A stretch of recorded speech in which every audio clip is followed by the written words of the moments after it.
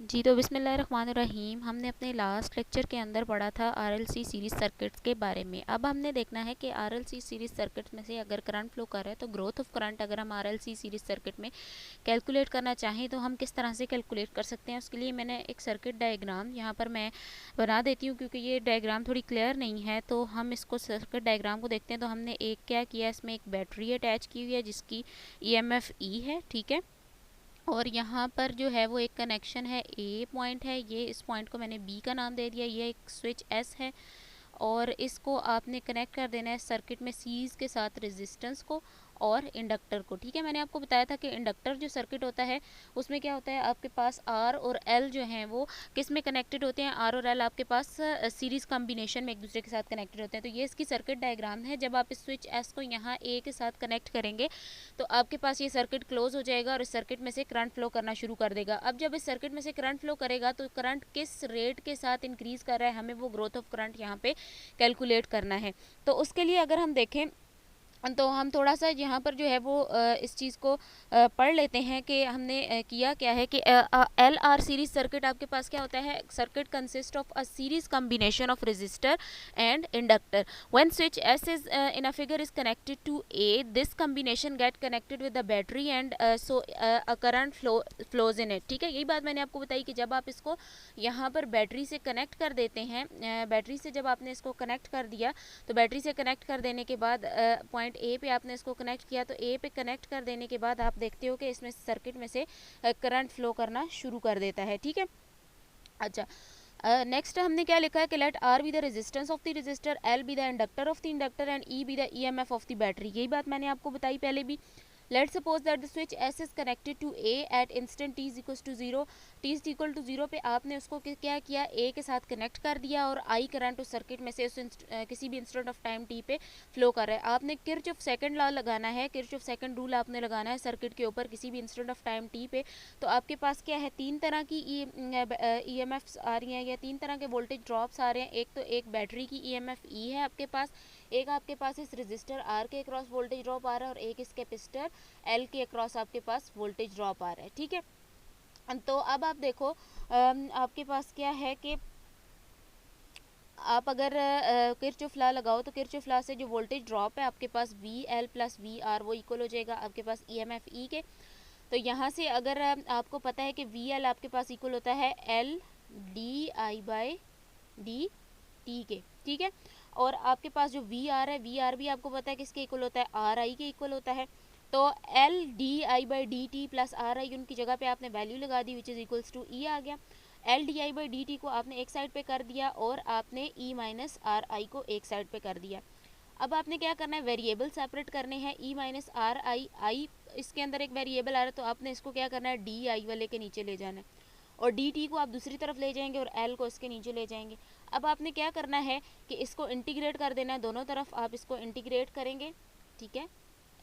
Integrate कर दें, इसको इधर से भी इंटीग्रेट कर दें, इधर से भी इंटीग्रेट कर दें। जब आप इसको इंटीग्रेट करेंगे तो आपको पता है कि जब इंटीग्रेशन का ये रूल होता है कि जब आपके पास जिस भी चीज़ की इंटीग्रेशन करनी है अगर वो डिनोमिनेटर में और उसका डेरिवेटिव ऊपर मौजूद है, ठीक है, तो आप उसको नेचुरल और उसकी पावर आपके पास वन है, ठीक है, मतलब डिनोमिनेटर में पावर वन है, इसका न्यूमिनेटर में ले जाएंगे तो पावर माइनस वन हो जाएगी। यानी अगर मैं लिख लूँ integral one by x D x तो ये आपके पास इक्वल होता है नेचुरल लॉग ऑफ एक्स के, ठीक है। अब देखो x का डेरिवेटिव होता है वन, तो वन ऊपर प्रेजेंट है आपके पास। यहाँ पर इस रिलेशन में x क्या है, e माइनस आर आई है ना। तो आप e माइनस आर आई को किस तरह से लिख सकते हैं, e माइनस आर आई है आपके पास तो e माइनस आर आई का डेरिवेटिव होगा minus R, right. Minus R इसका with respect to I derivative है। आपने क्या करना है, इसे माइनस आर से मल्टीप्लाई भी कर लेना है और माइनस आर से आपने इसे डिवाइड भी कर लेना है। आपने माइनस आर से मल्टीप्लाई और डिवाइड किया। अब ये देखो ये ऊपर डेरिवेटिव बन रहा है और इसकी पावर क्या बन रही है, वन, ये यही चीज़ बन रही है। तो आप इसको लिख सकते हो, ये जो माइनस वन बाई आर आपने बाहर लिखा है इसको आपने लिख लिया minus one by R natural log E minus R I, right. ये आ गया आपके पास इसका डेरिवेटिव। तो ये डेरिवेटिव यहाँ पर इस तरह से लिखा हुआ है minus one by R natural log of E minus R I और दूसरी तरफ आपके पास इंटीग्रेशन आ गई T over L plus A आपके पास कांस्टेंट ऑफ इंटीग्रेशन। अब आपके पास क्या है कि at T is equals to zero, T is equal to zero पे आई आपके पास जीरो था, आपने अपनी इनिशियल कंडीशन यहाँ पर लगानी है। इनिशियल कंडीशन लगा के आपने इस कांस्टेंट की वैल्यू फाइंड आउट करनी है कि इस कांस्टेंट की क्या वैल्यू होती है। तो T is equals to zero आप लगाएंगे, तो T is equals to zero लगाने से आपके पास इस वाले कम्बिनेशन पे तो कोई फ़र्क नहीं पड़ रहा, यानी -1/r natural log of E minus R आई था ना, तो आई ज़ीरो हो रहा है तो आई वाला पोर्शन इसमें से ख़त्म हो जाएगा, सिर्फ आपके पास नेचुरल लॉग ऑफ ई बच जाएगा। और यहाँ पर आपके पास आ जाएगा टी ज़ीरो हो गया तो सिर्फ ए बच गया। तो ए की वैल्यू क्या आ गई, -1/r नेचुरल लॉग ऑफ ई आ गई। नेचुरल लॉग ऑफ इसकी ई की वैल्यू आपने यहाँ पर ए की वैल्यू आपने यहाँ पर लगाई, और उसके बाद आपने सिंप्लीफाई करना है इसको कि आपके पास जो आर है 1/r है वो -1/r को आपने कांस्टेंट लेकर इसके साथ रिलेशन के साथ मल्टीप्लाई कर देंगे और कांस्टेंट लेके ख़त्म कर देंगे उसको। और ख़त्म कर देने के बाद आपके पास सिर्फ ये चीज़ बचेगी, ई वाली दोनों चीज़ें मैंने एक साइड पे कर ली और दूसरी टर्म को एक साइड पे कर लिया। नेचुरल लॉग की प्रॉपर्टी होती है कि जब दो वैल्यूज़ आपस में माइनस हो रही होती हैं तो उनको आप क्या कर सकते हैं, डिवाइड करके लिख सकते हैं। तो आपने उनको डिवाइड करके लिख लिया, सिंपल इज़ दैट।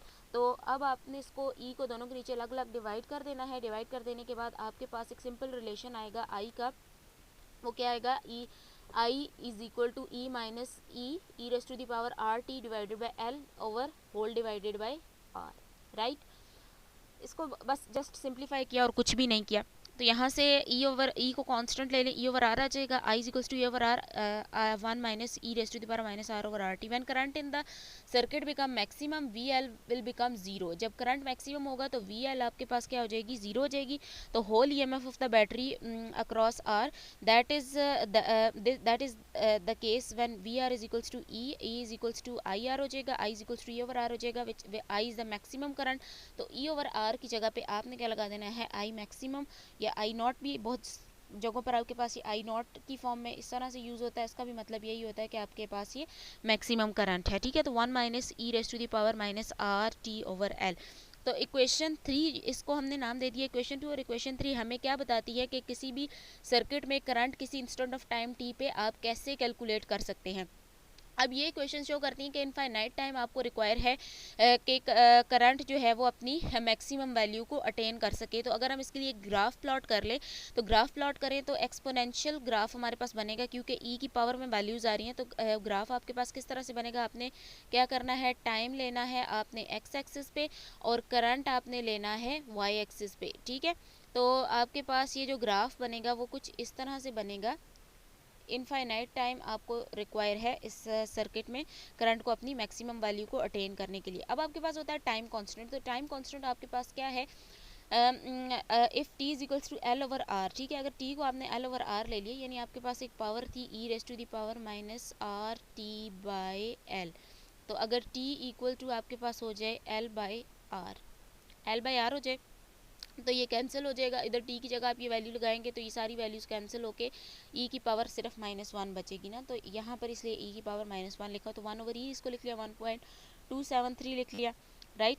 तो 1 डिवाइडेड बाई 1.273 0.37, और ये आप सारी कैलकुलेटर से वैल्यूज़ को कैलकुलेट करके चेक कर सकते हैं। तो 0.63 आई बचेगा। ये वो टाइम है जिसमें करंट ग्रो करता है from 0 to 63% of its maximum value. और इस टाइम टाइम को हम कहते हैं time constant of that current, and it is denoted by the tau, and the tau is equals to L over R, ठीक है। For practical purposes, current in the circuit is assumed to become maximum after 5 time intervals, ठीक है। अगर practical purposes के लिए देखा जाए तो करंट आपके पास कब मैक्सिमम होगा, 5 टाइम कॉन्स्टेंट्स के बाद करंट जो है वो अपने मैक्सिमम वैल्यू पे पहुंचेगा। एग्जाम्पल हम ले लेते हैं कि हमें एक इंडक्टर गिवन है जिसकी इंडक्टेंस हमें 100 मिली हेनरी गिवन है। उसके में इस सर्किट में एक रेजिस्टर लगा हुआ है जिसकी रेजिस्टेंस आपको 10 किलो ओम गिवन है, और आपने क्या करना है कि टाउ की वैल्यू कैलकुलेट करनी है। तो टाउ का आपको सिंपल रिलेशन पता है, tau equals to L over R लगाएंगे, एल की वैल्यू लगाएं, आर की वैल्यू लगाएं, सिंपल इज दैट। आपने आंसर कैलकुलेट कर लेना है, that is 10 to the power -5 seconds. Okay अच्छा, उसके बाद आपके पास आता है डिके ऑफ करंट। अब जिस तरह मैंने आपको बिल्कुल स्टार्ट में अपना जो सर्किट बताया था, तो सर्किट के अंदर आपने ये देखा था कि आपके पास आपने उसको टर्मिनल ए से जब कनेक्ट कर दिया था, ठीक है, आपने देखा था कि सर्किट के अंदर मैंने यहाँ पर एक बी टर्मिनल भी लगाया हुआ था, ठीक है, यहाँ पर आपके पास थी बैटरी, यहाँ पर रेजिस्टर था और यहाँ पर इंडक्टर था। आपने देखा था कि मैंने इस स्विच को ए के साथ कनेक्ट कर दिया था। अब अगर मैं स्विच को ए के साथ से हटा दूं और हटा के मैं इसको क्या करूं, इसको मैं बी टर्मिनल के साथ कनेक्ट कर दूं, ठीक है, यानी इतना सा सर्किट आपके पास सिर्फ बच जाएगा। ये जो सर्किट है, जो बैटरी की ईएमएफ आ रही है, इसका अब कोई भी लिंक इसके साथ नहीं होगा, सिर्फ आपने रेजिस्टर इंडक्टर को इसके साथ कनेक्ट किया, तो ये आपके पास अब एक क्लोज्ड सर्किट है, ठीक है। तो to observe the decay of current in a circuit, first switch S is connected to A. When the current become maximum as it's connected to B, now the current in RLC series circuit will decay. तो current जो होगा वो decay होना शुरू हो जाएगा। जब A से आपने कनेक्ट किया था तो करंट क्या हो रहा था, इंक्रीज हो रहा था। जब आपने इसको हटाकर B टर्मिनल से कनेक्ट कर दिया तो करंट अब आपके पास क्या होगा, डिके होना शुरू हो जाएगा। तो आपने सपोज करना है कि आपने इसको B से कनेक्ट कर दिया किसी भी इंस्टेंट एट t = 0। आई जो आपके पास करंट है सर्किट में किसी भी इंस्टेंट ऑफ टाइम पे, उसी तरह आपने किरचॉफ लॉ लगाना है। किरचॉफ लॉ में देखें, जब आपने ग्रोथ ऑफ करंट के लिए लगाया था तो यहाँ पर ई आ रहा था ना, तो अब तो आपने ई के साथ से हटा दिया, इसलिए आपके पास ई नहीं आएगा, बाकी सेम वही V L plus V R is equals to आपके पास क्या आ गया, जीरो के इक्वल आ गया, राइट। अच्छा, उसके बाद आपने क्या करना है, वी एल की वैल्यू लगा दी L D I by D T, और वी आर की वैल्यू भी आपने लगा दी आर आई, और यहाँ से आपने क्या करना है, उसी तरह से वेरिएबल सेपरेट करने हैं, आई वाले को आई के साथ, डी टी के साथ माइनस आर बाई एल को ले जाएं, इंटीग्रेट करें, इंटीग्रेट करने के बाद आपके पास जो कंडीशंस है इक्वेशन आएगी वो ये, that is the equation number 4। उसके बाद आपने इसके ऊपर इसकी बाउंड्री कंडीशंस लगानी है। बाउंड्री कंडीशंस आपको क्या कहती थी कि जब आपके पास टाइम t = 0 था इस केस में, तो करंट आपके पास मैक्सिमम था। तो आपने बाउंड्री कंडीशंस लगा दी, ए प्राइम की वैल्यू आपके पास आ गई नेचुरल लॉग ऑफ आई, तो अब आपने ए प्राइम की जगह उसकी वैल्यू लगा दी natural log of small I equal to minus R T by L, natural log of capital I, small I over capital I आपने कर दिया। दोनों तरफ एक्सपोनेंशियल ले लेंगे, नेचुरल लॉग खत्म हो जाएगा, इस तरफ एक्सपोनेंशियल पावर आ जाएगी, और स्मॉल आई आपके पास आ जाएगा capital I E raise to the power minus R T by L. तो ये इक्वेशन आपको बताती है current in the circuit at instant T during its decay, और ये आपको शो करता है कि इनफाइनाइट टाइम आपको रिक्वायर है for complete decay of the current, ठीक है। इसके लिए अगर आप प्लॉट करें ग्राफ, तो आपके पास जो ग्राफ आएगा वो एक्सपोनेंशियली डिके करेगा। ये आप देख रहे हैं कि ये एक्सपोनेंशियली डिके कर रहा है। ये भी ग्राफ आपने क्या करना है, करंट और टाइम के दरमियान में प्लॉट करना है, ठीक है।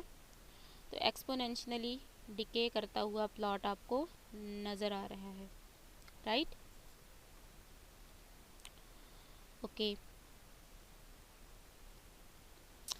अच्छा, उसके बाद आपने देखना है, उसके बाद हम देखेंगे कि इसके लिए भी टाइम कांस्टेंट अगर हम निकालें t = l ओवर r करें, तो आपके पास जो i है, आपने सारा काम वही करना है, सिंपल सा आपके पास जो नेक्स्ट पे एंड पे i आएगा वो i आ जाएगा 0.37 into capital I. 0.37 capital I का मतलब क्या है कि वो टाइम जिसमें 37%, this is not 63, 37% of the maximum current is decayed is called the time constant of the circuit, and it is denoted by the tau, and the tau is equals to L over R. For the practical purposes, current in the circuit is assumed to fully decayed, ठीक है। Current fully decay कब होगा, 5 time constants के बाद current जो है वो fully decay हो जाएगा। नेक्स्ट हमारा जो टॉपिक है वो है energy stored in the magnetic field, के मैग्नेटिक फील्ड के अंदर जो एनर्जी है वो किस तरह से स्टोर होगी। तो जब करंट पास करेगा एक कंडक्टर में से, such as solenoid, magnetic field is produced inside and around it, ठीक है। जब आपने करंट पास कराना है किसी भी इंडक्टर के अंदर, किसी भी सोलेनोइड के अंदर, तो वहाँ पर मैग्नेटिक फील्ड जो होगी उसके अंदर या उसके अराउंड प्रोड्यूस होना शुरू हो जाएगी। जब करंट ग्रो करेगा 0 से मैक्सिमम वैल्यू पे, तो कुछ वर्क डन होगा इंडक्टर पे, जो कि क्या करेगा, इस चेंज को, इस करंट इस चेंज को अपने अंदर से अपोज करना शुरू कर देगा। अब ये जो वर्क होगा वो आपके पास स्टोर्ड हो जाएगा in the form of energy, और in the form of energy वो स्टोर्ड होगा। और किस वजह से स्टोर्ड होगा कि वहाँ पर magnetic field due to the current in the inductor induced हुई थी। तो अब आपके पास अगर आर एल सर्किट है और रेजिस्टेंस उसके अंदर आर नेग्लिजिबल है, तो E M F of the battery totally जो है वो fall across the inductor. So L जो है, एल आपके पास क्या है, self inductance of the inductor है, तो आपके पास ई इक्वल होता है L D I by D T, ठीक है। अच्छा, E I is equals to L D I by D T. I आपके पास क्या है, करंट है इंडक्टर में एट इंस्टेंट टी, और ई आई जो है आपके पास पावर और the rate at which the energy stored in the inductor. अगर यू भी आपके पास energy stored in the inductor है किसी भी इंस्टेंट ऑफ टाइम टी पे, तो यू भी आप कैसे निकाल सकते हैं, E I D T integral 0 to T. E I की जगह पे आपने उसकी वैल्यू लगा दी L I D I by D T. Simple, आपने क्या करना है, ये देखो डी टी से कैंसिल हो गया, एल को आप बाहर ले लो तो आई डी आई आ गया। आई को अगर आप इंटीग्रेट करो विद रिस्पेक्ट टू आई तो क्या आता है, integration I square divided by 2, तो ये आपके पास रिलेशन आ गया एल आई स्केयर बाई 2। यही आपने energy stored in the capacitor जब पढ़ा था तो वो आपके पास आया था 1/2 सी वी स्केयर। ठीक है, कैपेसिटर के अंदर ये आप लोगों ने अपने लास्ट कोर्स के अंदर, अगर आप लोगों ने को नहीं याद तो आप मेरी पिछली वीडियोस को energy stored in R C series circuit के अंदर आप जो है वो इस चीज़ को देख सकते हैं। ठीक है, तो ये जो थी आपके पास थी electrical energy stored in the capacitor, और ये आपके पास क्या आई, magnetic energy stored in the inductor. तो ये आपको बताती है कि स्टोर्ड इन द ये जो एनर्जी है total energy stored in the inductor in time की। एनर्जी डेंसिटी आपके पास क्या होती है कि अगर एल आपके पास लेंथ है, ए आपके पास एरिया ऑफ क्रॉस सेक्शन है सोलेनोइड का, तो आपने क्या करना है कि आपने उसकी इंडक्टेंस इनसाइड द सोलेनोइड आपने फाइंड करनी है। तो वॉल्यूम ऑफ सोलेनोइड क्या हो जाएगा, ए इंटू एल हो जाएगा। Magnetic field outside a current carrying solenoid is very weak and can be assume to zero. ठीक है, इसके आउटसाइड पे अगर आप देखो सोलेनोइड के, तो आपके पास क्या होगा कि मैग्नेटिक फील्ड बहुत ज़्यादा वीक होगी। ठीक है, तो आप उसको क्या करोगे, आप उसको अज्यूम कर लोगे कि दैट इज जीरो। सो अब आपने क्या करना है, आपने energy stored in magnetic field of the solenoid is confined to the space of the volume A L inside the solenoid. तो अगर यू भी आपके पास energy stored per unit volume है, तो energy stored per unit volume का मतलब क्या है कि एनर्जी पर यूनिट वॉल्यूम। ठीक है, energy divided by volume. Volume को आपने क्या कह दिया, वॉल्यूम को आपने ए इंटू एल कह दिया, एरिया इंटू लेंथ कह दिया।